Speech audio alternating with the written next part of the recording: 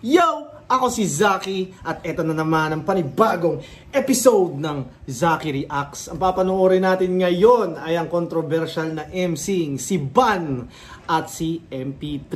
Si MP3 naman, controversial siya ngayon dahil sa judging niya nung Creeply versus Ban. Kaya siya inaaway ng mga fans ni Creeply sa social media ngayon. Pero naglaban na pala si Ban at MP3 noon. Di ko alam bakit ko na-miss to. Pero siguro ito yung tamang panahon para mapanood silang maglaban. Let's go! Let's go! At syempre, shoutouts palagi kay DJ Daiha, kay EZQ, at syempre kay Supreme Fist. Nanalo ng coin to si Ban. Pinili niya mauna. MP3, tig-2 minuto dapat. Alam niya, kita niya may timer na tayo dito. Sundan natin to, 5 hurado natin. Unang laban ng Gubat 11. Pakinggan natin, MP3. Yo. Ilang taon ko tong pinangarap. Halos 1 decade ago. Ilang beses kong inad si Enigma. At ilang beses din siyang bumalik sa aking People You May Know. Kaya nung nag-chat siya sa akin last month, tangina ako'y nagulat. But now I'm proud na maiulat na ako ang pinakaunang taga-Surigao na makakabatel dito sa Gubat. Merong mga kagaya nung ginawa niya, mahaba, di ba? Merong mga ganon na ang haba, tas pagdating sa punchline, wow! Meron namang mga ganon na kagaya ng ginawa niya na mahaba, pero may payoff, worth it, kumbaga tama lang. Kaya risky din yung, lalo na tournament, pag mahaba yung scheme mo, tas biglang wow, sa dulo, sayang. Pero ito, nagawa niya ng tama. Kaya kahit sinong itapat ni Arik, I'll put on a show like it was practice. Bawat linya mag-e-echo. Ang kalaban, iba-blacklist.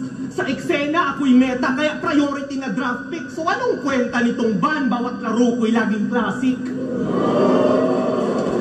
Gusto mo dito magpasikat? But all you're gonna get is torture.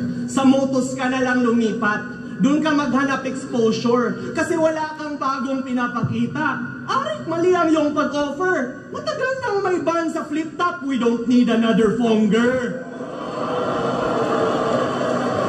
Matagal nang may ban sa flip top. We don't need another Fonger. Si Fonger, alam niyo naman siguro na ban si Fonger dahil inistapa niya ng pera si Arik. Basta about sa pera yon. Hindi ko na masyadong breakdown yung detail ng kanyang katarantaduhan kay Arik. Basta, kumbaga, well-known fact na ban na si Fonger sa flip top. Kasi itong Arik, sobrang laki na ng mata kasi batat sa ilang bulto. Akala ko sa buhol lang may tarsier, ang dami niyo pala sa dulho. Pwes wala. Ano yung dulho? Dami nyo pala sa dulho. Hindi ko alam yon. Please comment down Please comment down below para madagdagan ang aking kaalaman. Yung mga comments nyo, binabasa ko yan. Akong pake nitong nakikipagmalakihan ng mata na meron pang need na pampagana para may linyang magawa. Patay pa rin sa pagbangga. May baril man o wala kasi kung meron kang gun ban yung patalim nakahanda. Gasaligra sa tama, pasibahin sa biyasa. Puta please, didada please. Gasaligra sa tama. Gasaligra sa tama. Parang umaasa sa tama ng drugs or whatever. Tama ba? Tama ba yung pagkaintindi ko sa Bisaya na yun? Nakakaintindi akong Bisaya pero hindi ganun kagaya nila. Hindi ako fluent. Pasibahin sa biyasa. Puta please, didada please. Mga pang kids mo na nakatha. Maglalim ka man tanga, di ka pa rin makapasa cause you don't need to take drugs kung magaling ka talaga. Drugs? Magaling? Puro pabibo lang sa battle. May nagre-react cause he's just friendly. Pero sa teknikalan you don't belong. Halatang hindi pa ready. Di pwede rito yung okay na. Dapat sa bars lagi kang deadly. Di naman bawal magpaka-range. Pero iba pa rin yung Mr. Lefty. Kaya di ka pa sapat ang thinking stupid and backwards. Di kayang lumebel sa mga tunay. I just bully this bastard. Si Arik, nagmukhang Zuckerberg tuloy. And this is truly the sad part. Binigyan ako ng ban para makita ko anong hindi pasok sa community standards. Kasi kung... Ganda ng multi niya dito, ang haba. Community standards, full with this bastard. Kantang pag-uusapan, di ka pwedeng risk taker. Sa NBI ka lang kinikilala bilang hitmaker. Puro multi lang sa verses. Puro multi lang sa verses. Sa music ay disaster. Pero di sapat yung may na-record. Dapat may impact pa rin after. Kasi kung wala, then that's just noise. O static lang sa channel. Kung puro volume at walang substance, tang ina, di nagmamater. Walang volume, walang substance, hindi nagmamatter. Nga yung harsh reality. Listen when I speak to you, cause this is not a hot take, it's an inconvenient truth. Wala kang track na maganda, and I'ma let them see. Kung kulelat ka sa music, you can't mess with me. Magaling sa battle, basta videos, one of the best MCs. Pues wala nang kwenta kung ang usapan na ay MP3.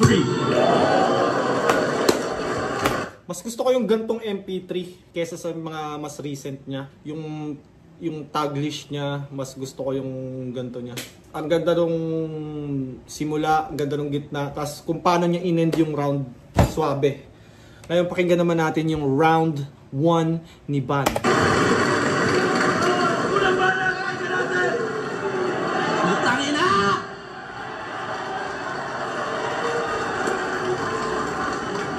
Una sa lahat, walang gay jokes kasi isa kang real gay. Na ang real name, Gian Dominic Pantejo. Gay yan.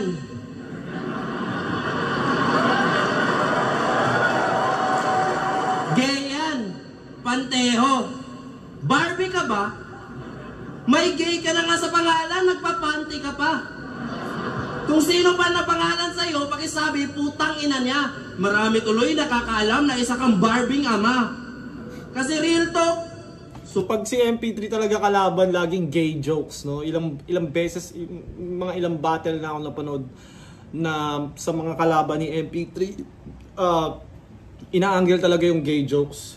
At marami rin ako nababasa na parang sobrang gasgas na daw yung gay jokes. Pero for me, personal take ko sa gay jokes, as long as creative at kumbaga gay jokes na in-effortan, pwede pa rin. Kayo, anong tingin nyo sa gay jokes? Tingin nyo ba pag nag-gay jokes ba yung MC, homophobic na, hindi na ba accepted sabihin sa kalaban na faggot? Or okay pa rin yun sa panahon ngayon? Ngayon kasi marami ng sensitibo eh. Comment down below. Umali ka lang ng shaman para mapapansin kay Lil Strokes. Nagpaturo ka sa kanya paano gawin ang dick jokes tapos nauwi ang usapan sa malalim na katotohanan, deep throat. Wakbak? Wakbak? Ganon ka mag-wordplay, bading. Kasi sabi na kay Boy Slot, you're gonna lose 3, ngayon ikaw ay tatalunin na din. Nadine. Lose 3. Ang ano ko kay Ban, napapansin ko kay Ban, yung crowd control niya, isa rin sa ano eh, kumbaga nagpapanalo sa kanya. Yung composure niya, parang nung laban niya kay Cripply, di ba? Tangina, high stakes battle yun, nakaka-pressure yun. Pero yung composure niya doon, talagang makikita mong handang-handa siya sa battle na yun. Kasi kung ibang MC yun, kung nakita nyo kung paano lumaban si MP3 kay Cripply, di ba, halatang rattled na rattled si MP3. Pero si Ban hindi. Nadine, lustre, galing, wordplay.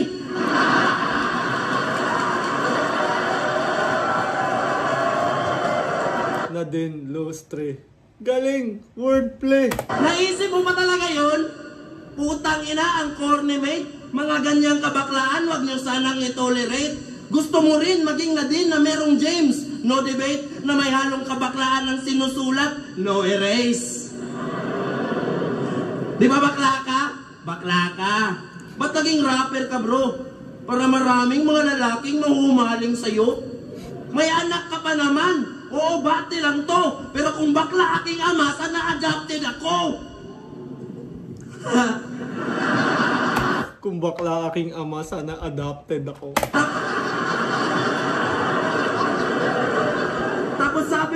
Tapos sabi niya kay Pads, ganto.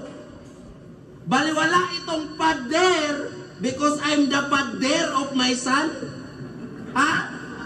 Napaka-cringy na bitawan. Dinadamay pa yung anak niya sa sariling katangahan. Pader ka lang pala. Mali ako na napili na kalaban. Patunay lang yan na di katunay na haligi na tahanan. Pero kahit ano aking sabihin, hindi pa rin yan aaminin. Sige, rebat lang at isipin, paano tabunan ng nilihim? Basang-basa kita bakla. Alam ko ang iyong mithiin. Pinipili mo maging lalaki, pero lalaki din ang pipiliin. Pinipilit mo maging lalaki, pero lalaki din ang pipiliin. Simple lang, di ba? Pero kumbaga gets na gets ng fans. Tas at the same time, makikita mo pa rin na parang in-effortan pa rin. Hindi siya sinabi lang. Hindi yun.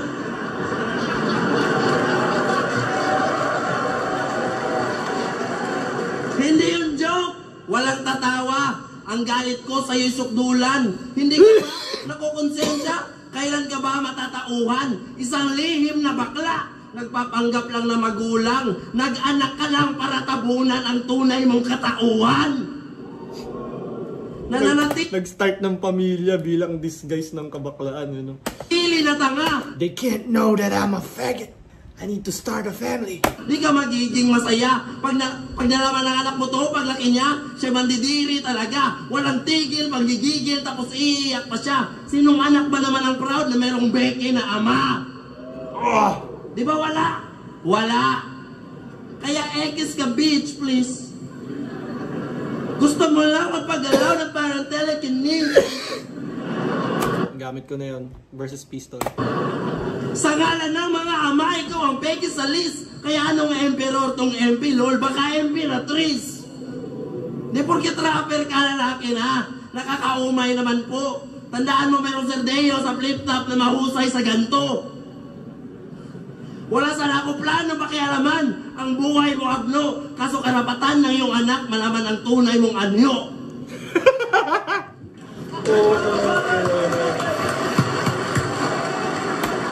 Maikli kasi yung round ni MP3 kaya parang medyo lumamang ng konti sa punchline si Ban. Tapos pangalawa pa siyang bumani.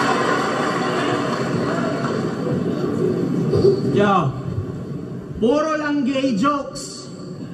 Magtawag na kayo ng ambulansya para sa tanga. Kasi pag tinamaan nyo na to ng straight, talagang may sirena. Sirena? Sirena? Kasi yan din yung ginagawa. Pag tinamaan to ng straight, talagang may sirena. Hindi lang na-deliver ng tama. Okay sana yun. Pangontra sa gay jokes. Yung mga pilit na wordplay, sabi niya nung battle niya, ano gusto mo? Brutal or gun bars? Sampulan ti ka siyempre. Wala ko nigikuhaan og anak. Kung muingon ko, mawad-an og kidney. Organ, kidney. Makuhaan og anak? Kidney? Parehas silang nagla-line marking, no? Parehas nilang ginagago yung kanya-kanyang punchlines sa mga past battles. Wordplay!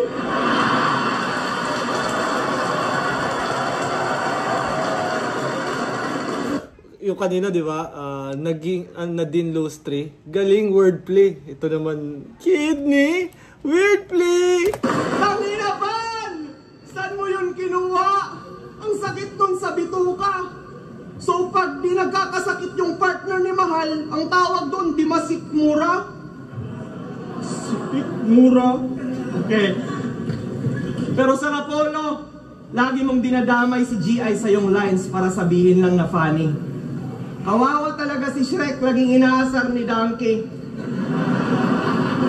Inggit ka lang kasi... Yung mga ganon, kunyari, mga nangyari sa kanila sa Rapolo, hindi ko na alam yun kasi hindi ako nakakanood ng Rapolo. Sikat siya habang buhay mo in poor condition. O salty lang si Ban, si GI matagal ng seasoned. Puro bisyo ka kasi, kaya buhay niya wala pang reason. Ang kanyang mind stoned pero sa future walang vision. Ito para Mind Stone Future Vision. paramihan ng tugma. Ito'y paramihan ng suntok. Palaliman ng tula at pagalingan manukso. Marvel yun, di ba? Si Vision yung may Mind Stone dito na kinuha ni Thanos. Parang sinira na nila yung Mind Stone kaso binalik ni Thanos yung time. Tapos kinuha sa forehead yung Mind Stone. Pag dinisect nyo ba ako, marami kayong matutunan ako po. Pero pag tiningnan nyo yung kaban, walang kayamanan sa loob. Feeling superstar kasi. Porket may mga nakagrupo na sikat, he started feeling overjoyed. Isang alitap-tap among the stars, ikay isang impostor hoy. Kasi tagabili lang siya ng alak. Yan yung trabaho nitong unggoy, nagpo-provide ng drinks para sa team, isang dakilang water boy. Kasi dati member ng 999. May kanta nga sila ang title Frontliners. Nag-costume pa ng Grab driver. Ikaw lang yung mukhang tambay na biglang nag-rap cipher. Pero after ng pandemic, binasura siya nila J-Block. Pinakinabangan lang sa Frontliners, tas tinapon parang face mask. Ginalit mo kasi si Range. Alam nyo ba yung reason? Pinabili kasi siya ng Yossi, tas pagbalik nagdala ng Winston.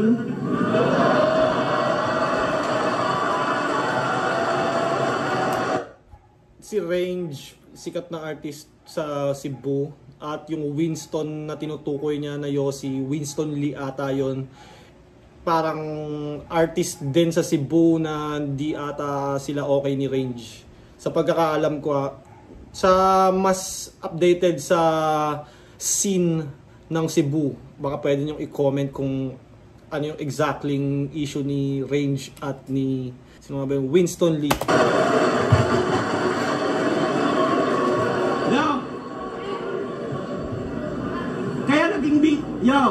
Kaya naging bitter ka tuloy. Napakapangit ng iyong taste. Tas sasabihan mo si Maki na ginagamit niya si Range. Ulul, ang lakas ng loob mo namang bash. Dati supporter ka pa niya, pero nung di ka na pinagamit, boy, tapang talaga.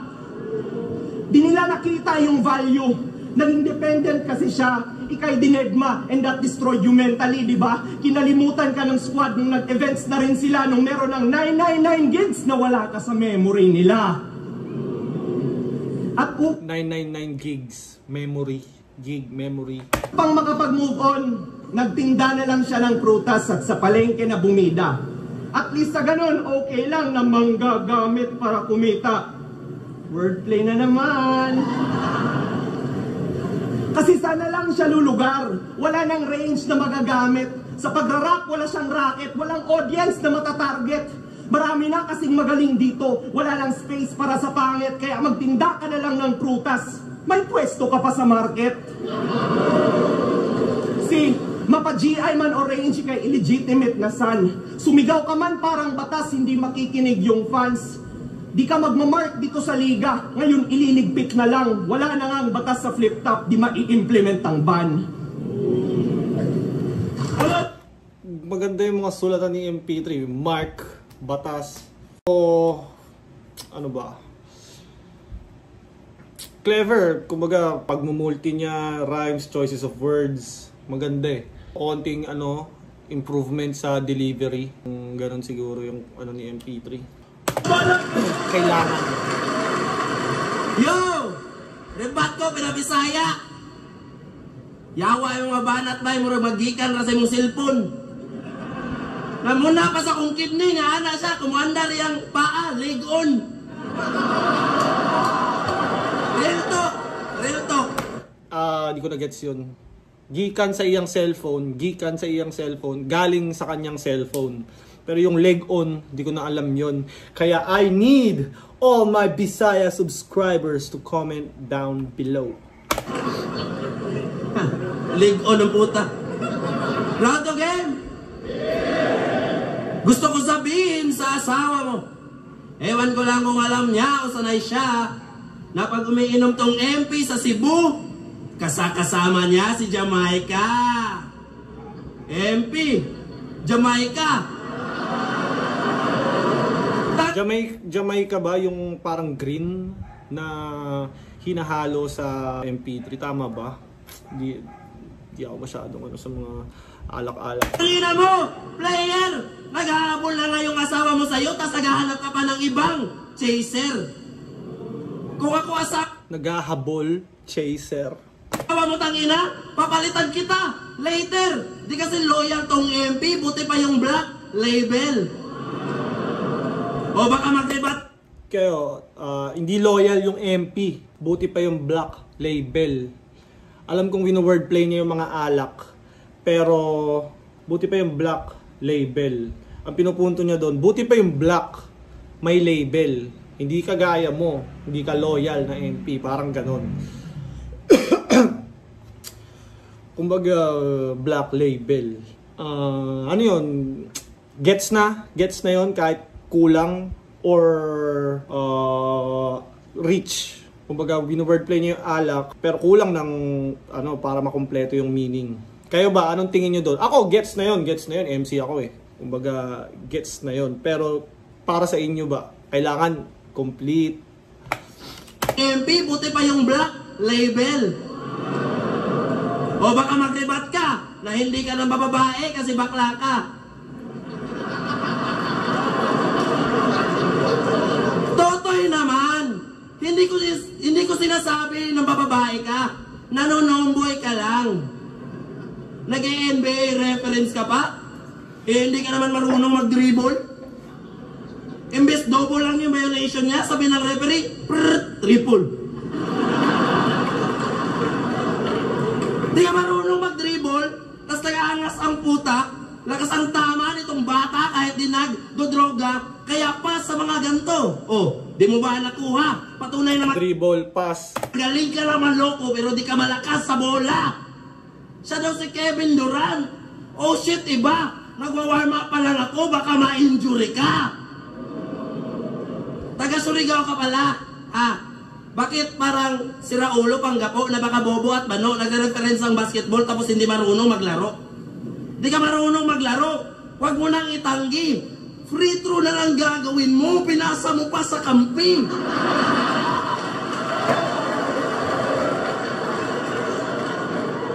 NBA reference pa more.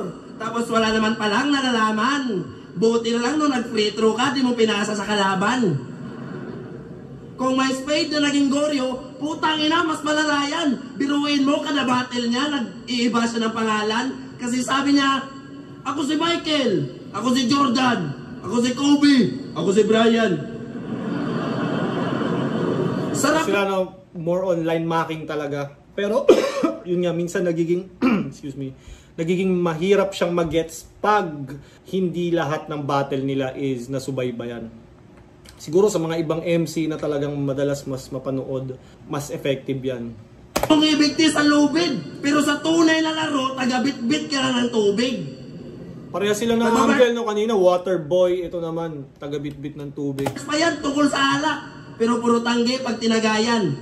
Nagbabars pa yan ng mga patayan, pero takbo nung tinagayan. Nagmamagic, nagwi-witchcraft, ano ka, baklang diwata? Storya mo lang ang mahiwaga, pero hindi kami naniniwala. Nalunod ka sa ilusyon, kaya ka nagmamalalim. Mababaw lang ang iyong katotohanan, hindi mo makayanang tanggapin. Paki-explain yung side mo, di ko yan mamasamain. Kaya round mo na para sabihin na mga di mo kaya na gawin. Mas gusto ko yung round 2 ni MP3. Malakas si Ban sa second round, pero di ko trip yung angles. Parang, kumbaga, minsan kasi pag hindi maganda yung angle mo, parang dadadamay na yung sulat eh. Alam mo yun, para sa akin lang naman, minsan pag sablay yung angle mo, magli-lead din siya sa pangit na punchlines or ineffective na punchlines. Yeah. Alam nyo bang may peptic ulcer tong si Ban? Real talk yan mga bay. Kasi nagtatagay all the time at tila di mapalagay. Pero okay lang daw, basta enjoy. Basta may alak sasabay. Pues ito shots ng MP kung gusto mong sa alak mamatay. Kasi kitang-kita ko yung reason. Wag na subukan pang mangloko. Umiinom ka para masikmura mo kung gaano ka kabobo. Seryoso! Naiintindihan kita kung ba't ka naglalasing ng todo kasi undefeated ka na sana. Pero tinalo ka ni Pen Pluma sa finals ng Rapolo. Tangina, nakaka-depress. Kay Pen Pluma ka lang natalo. Ban! Sa Akala ko undefeated si Ban sa Rapolo kasi parang hindi ko alam kung siya ba yung tinutukoy ni M-Site na undefeated sa mga amateur league hanggang flip top. Si Pen ang binibigay pag may MC nangangailangan ng panalo.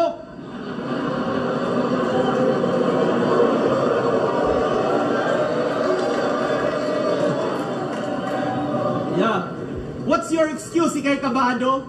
Ikay na busy sa trabaho? Hindi. Naging kampante ka lang kasi alam mong bibigyan ka ng balato.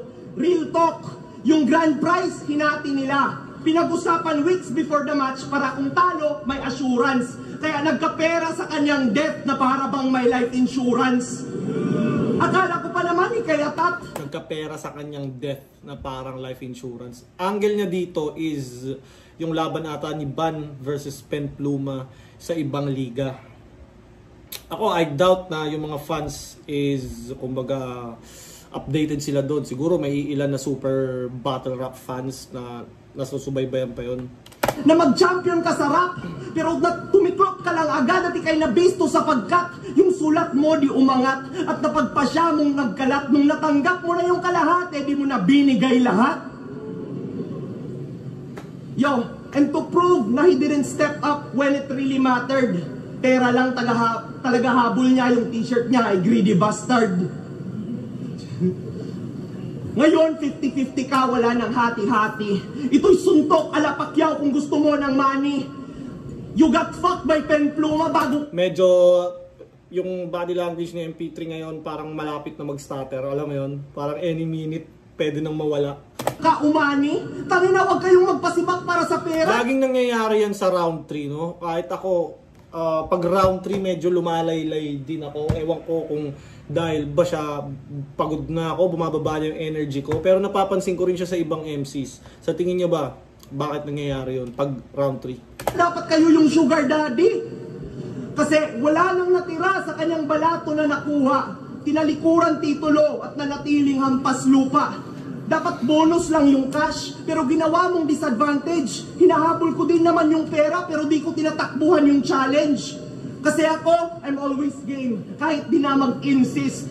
First Tagalog battle ko pa nga to eh, but I took care of business. Oo, game ko'y Bisaya, di nyo ko ma-dismiss, and you can give me iceberg kung gusto nyo ng English.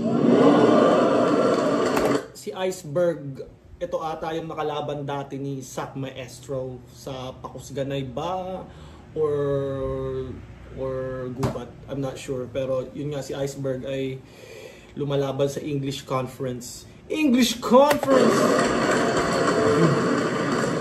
Ako ang wildfire dito sa Gubat, kaya di sapat yung isa lang.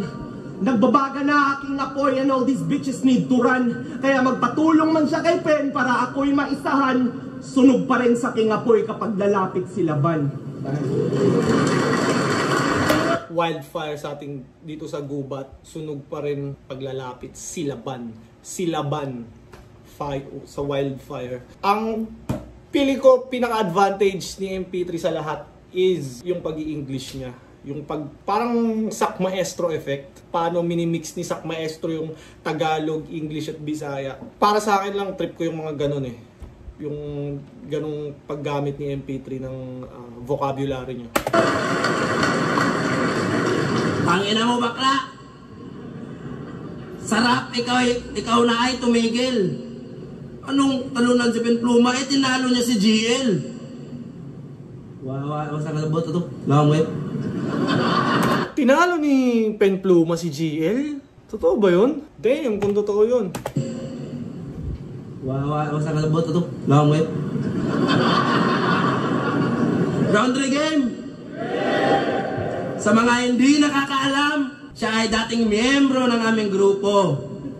Pero agad na umalis at bakit? Inakala niya malayo mararating niya kapag sa amin siya sumabit. Nagmistulang, kawatan na wala makuha nung sa aming kuta siya lumapit kasi agad niya nilisan ng silid na malaman niya wala siya magagamit.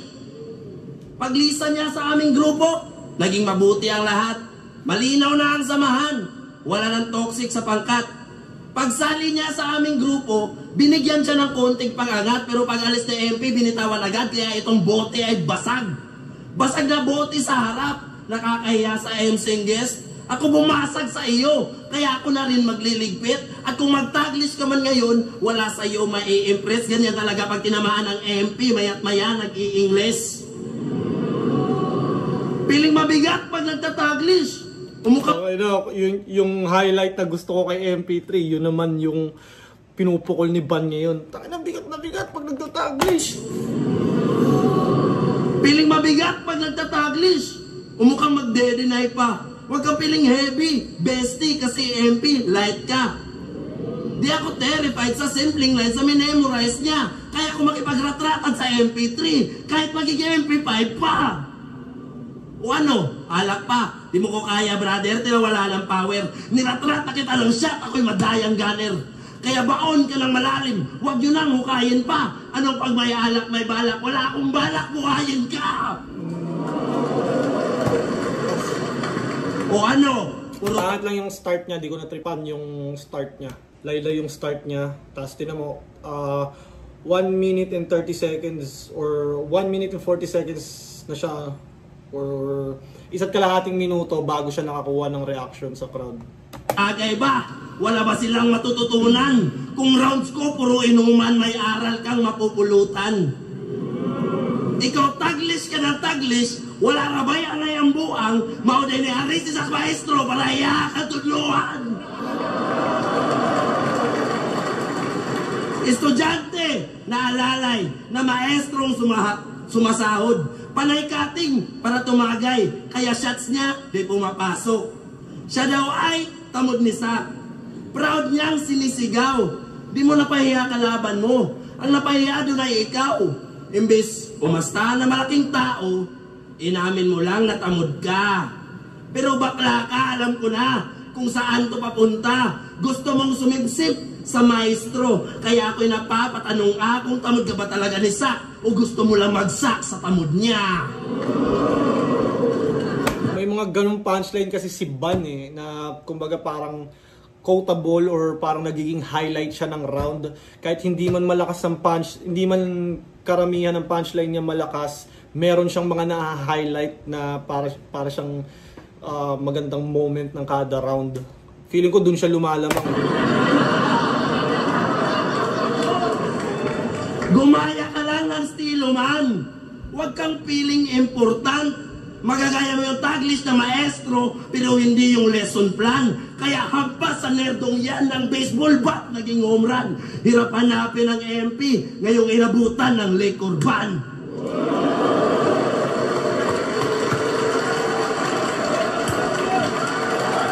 Parang 1 and 3 Ban. Round 2 MP3.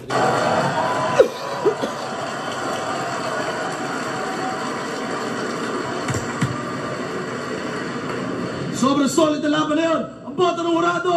Pero tingin namin, panalo kayo lahat doon. 3-2. Magingay para kay Ban. Dikit lang yung laban. Sana na-enjoy nyo tong episode na to. Sana umabot pa kayo dito. Ang susunod na makakalaban ni Ban ay si Lipcram sa Metro 10, Vuelta Balentong 12 na ata.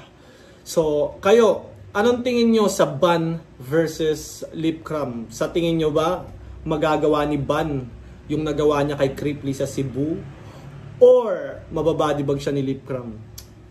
Comment down below kung anong opinion nyo, kung anong tingin nyo magiging resulta ng Ban versus Lipcram.